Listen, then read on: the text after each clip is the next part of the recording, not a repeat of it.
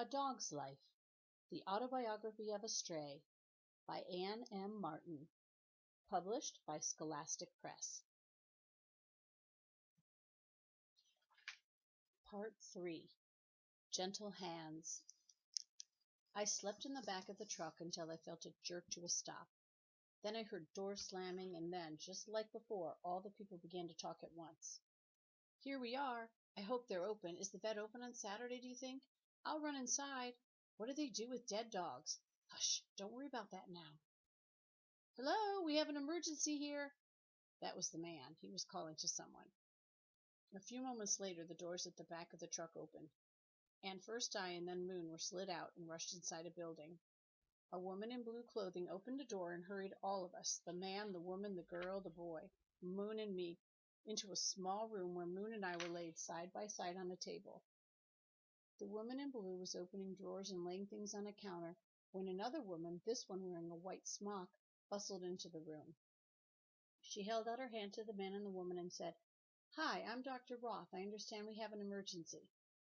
But before the man or the woman could answer her, Dr. Roth began to examine Moon. "We don't know whose dogs they are," said the man after a few moments, "or whether they even have owners." He shook his head. "We think that one is dead," he added, indicating Moon. Dr. Roth nodded. "I'm afraid so. If it makes you feel better, she probably died instantly. She didn't have time to feel any pain." I heard the woman let out a breath. "Well, I guess that's good. We do feel terrible, though, even if it was an accident. I mean, we never saw the dogs coming. We were driving down Bostock, and they just came flying out of the woods." "They're not wearing collars," the man added. Dr. Roth laid her hand on my head. "I imagine this one," she said, looking into my eyes, "has led a pretty hard life." She stroked my ears. "We'll try to find out if she has owners, but I'll bet she's been on her own for quite a while." She ran her hands up and down my back, then my belly. "Lots of scars. She's been in a few scrapes, and she hasn't been spayed, but that's no surprise." "What's wrong with her?" asked the boy then. "Why isn't she moving?" "I'm not sure yet," replied Dr. Roth. "She doesn't look too bad. We'll take some x-rays and find out what's going on." She stroked my ears again. Dr. Roth and the woman in blue laid a blanket over Moon, then slid me onto a moving table. They wheeled me out of the room. I never saw Moon again. Later, after Dr. Roth and the people at the vet had finished looking at me and looking at the pictures they took of me, I was laid in a large cage on a bed of soft blankets. At one side of the cage were a dish of water and a dish of food. Around me were other cages with other dogs in them. One dog was whining and one was barking, but the others were mostly quiet. I crawled to the dish of food, ate some of it, then curled up on my side on the blankets. I had a pain in my shoulder, the same shoulder that had been injured when George threw me out of the car, and that's the part of my body that Dr. Roth had taken the most pictures of. I had almost fallen asleep again when the man and woman and girl and boy came into the room, followed by Dr. Roth. "Here's our girl," said the vet, leading them to my cage. "She's resting now."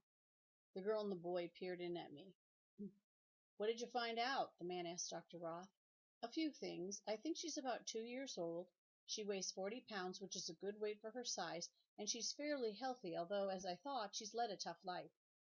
She's been in a few fights, and I can see an old fracture on her right shoulder, which healed up pretty well on its own.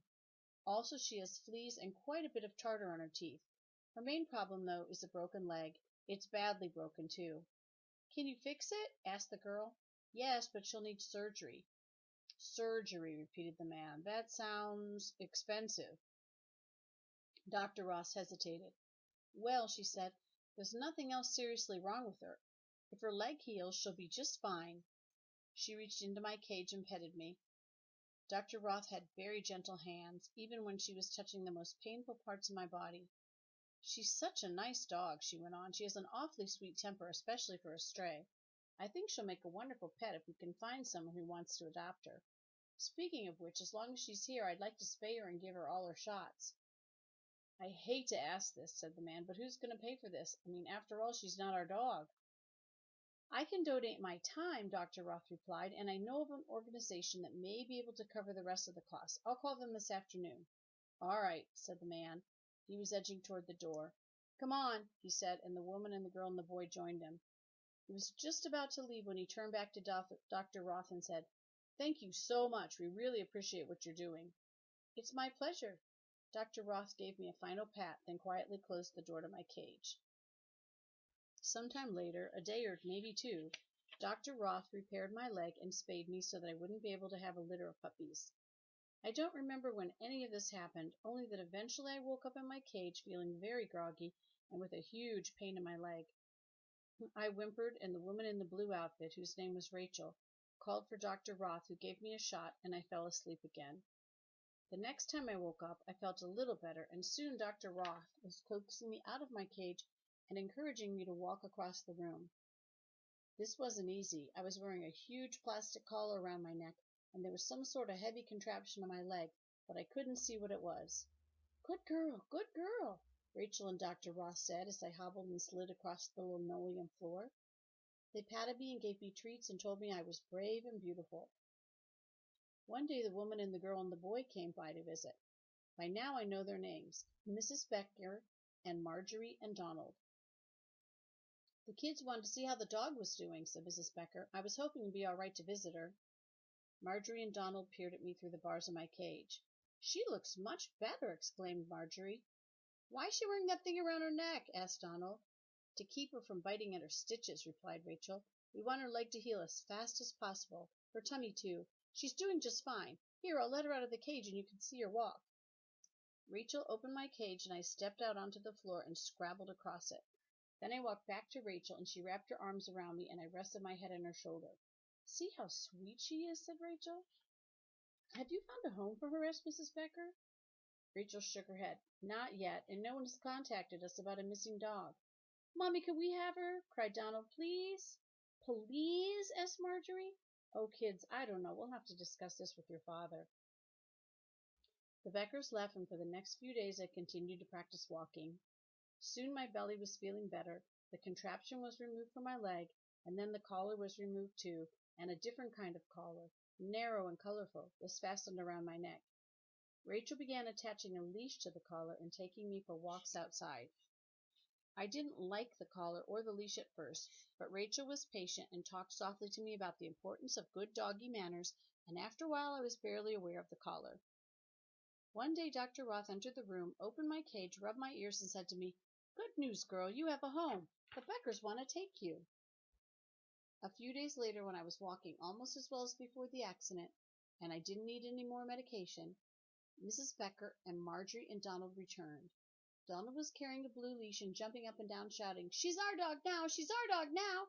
And Marjorie was grinning and holding a stuffed animal in one hand and a treat in the other. Rachel clipped the blue leash to my collar and said to me, We're certainly going to miss you, girl. You were one of our best patients ever. I'm glad you have a home, though. She walked out to the Becker's car and helped me into the back seat. Then she patted my head and said, Goodbye, and I could tell she was crying a little.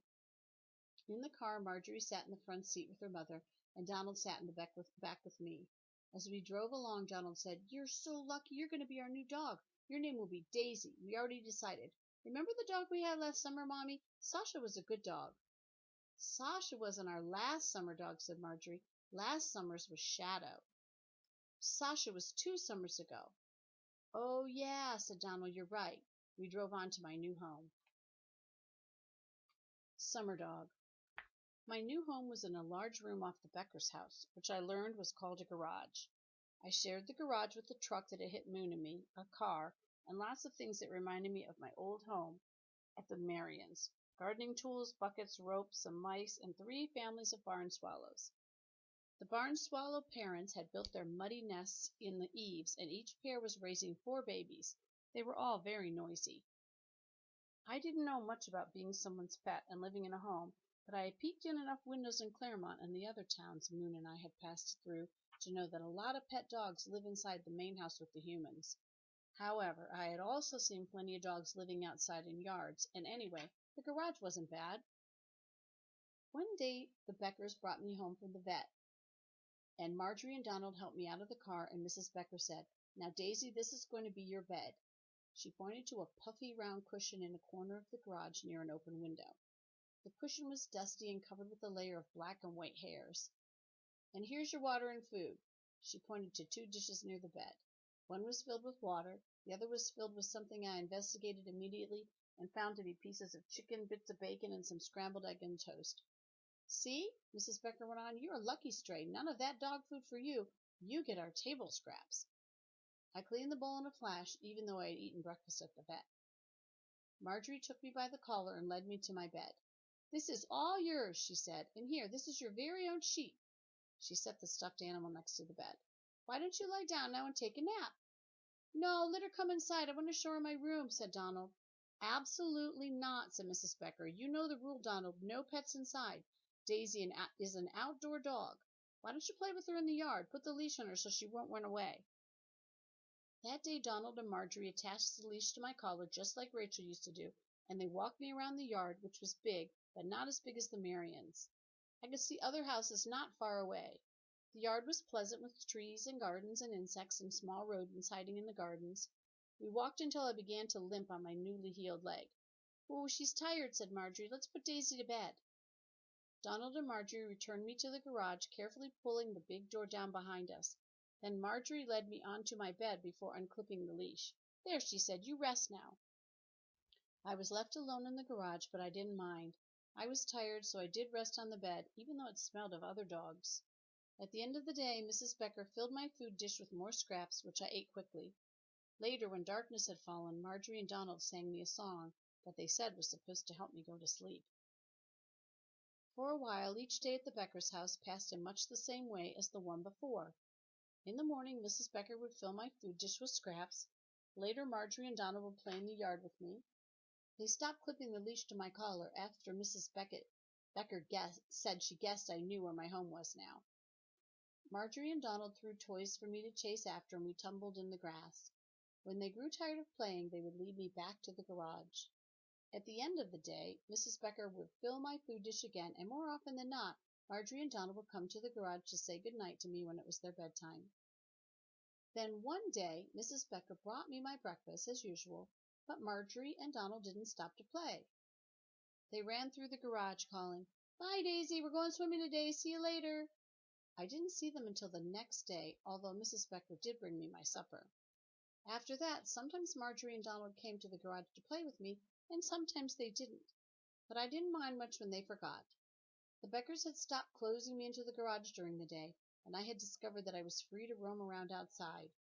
The scents and sounds of the summertime called to me, and I spent my days in the grass and the gardens with the bees and bugs and rodents. Then, when the afternoon shadows grew long, I would return to the garage for supper.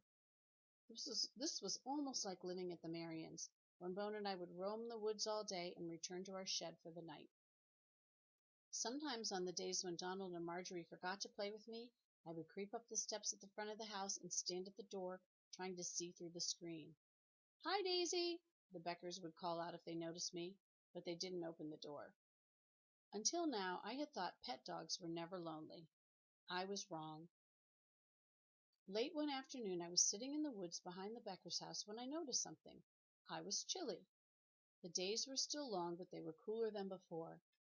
I noticed this most in the mornings when the garage felt damp, and in the evenings when I would turn around and around in my bed before curling into a tight ball in order to stay as warm as possible. When I had first arrived at the Beckers, the nights in the garage had sometimes been hot and stuffy, even with the window open, but not any more. I sat on my haunches in the woods, listening for the sounds of animals, of predators, listening to the wind in the leaves and the calling of the birds. I looked above me and saw that one branch of a maple had turned a brilliant color that I think may have been red, although red is another color I can't distinguish.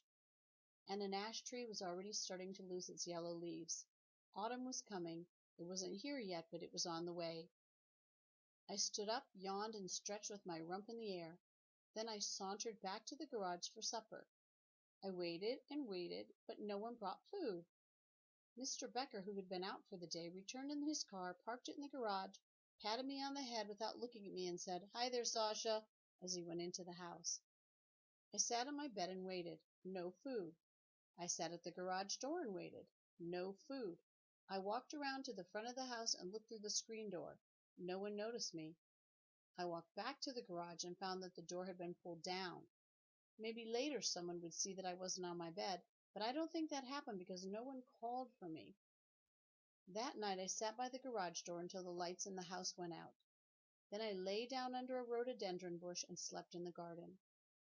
The next morning Mrs. Becker raised the garage door and found me sitting on the driveway. "Oh, my goodness, Daisy, I forgot all about you. I'll bring your breakfast in just a minute." And she did. But she forgot to feed me again that evening, so I caught a squirrel for dinner and spent the night on a lawn chair. After that, the Beckers forgot my food more often than they remembered it, and I was glad of my hunting skills. When my dish was left empty, I scoured the woods. Water was no problem because I could drink from the neighbor's bird bath and also from a swimming pool I discovered, but I had to be careful because the people who owned the pool would shoo me away if they saw me.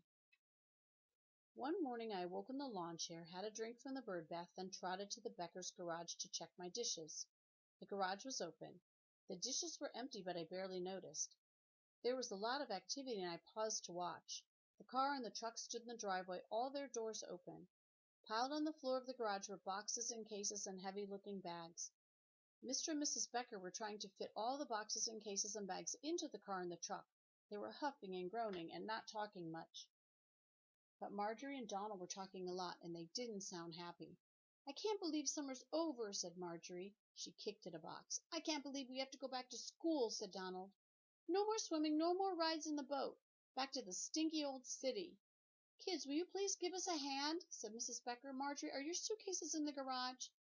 "They're here. Everything's packed." Marjorie kicked at the box again. "Oh, look," said Donald. "There's Daisy. Hey, she's not wearing her collar. What happened to her collar?" "You took it off her last week, remember?" said Marjorie. "Where'd you put it?" "Kids, please," said Mrs. Becker. "A little help here?" Marjorie and Donald each lifted a carton. They carried the cartons to the truck. I trotted to the woods to hunt for my breakfast. When I returned to the Beckers later that morning, the car and the truck were gone and the garage door was closed. The door remained closed all day. I checked the other door, the one at the front with the screen, and found it was closed too. In the evening I looked for the lawn chair and discovered that it was no longer on the Beckers' terrace. The yard behind the house had been cleared of chairs and bicycles and toys. Even the big cooking machine and the pots with the flowers in them were gone. I slept under the rhododendron again. The next day I saw no sign of the Beckers. There was no sign of them the day after that, or the day after that, or the day after that, or the day after that. I decided to move on.